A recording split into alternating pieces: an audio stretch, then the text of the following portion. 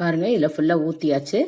அதுக்கப்புறம் அந்த பிஸ்தாவையும் பொடிச்சு வச்சுருக்கேன், அது மேலே அப்படியே போட்டு சாப்பிட வேண்டியதாங்க.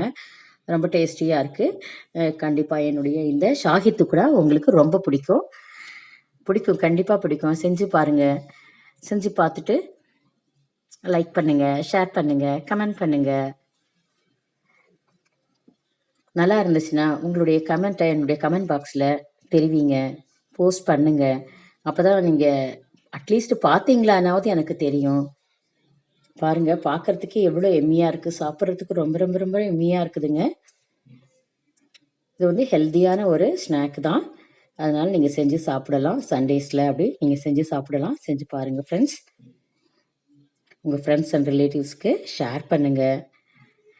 நீங்கள் சப்ஸ்கிரைப் பண்ணாமல் இப்போ தான் பார்க்குறீங்கன்னா சப்ஸ்கிரைப் பண்ணிவிட்டு பாருங்கள் ஃப்ரெண்ட்ஸ்.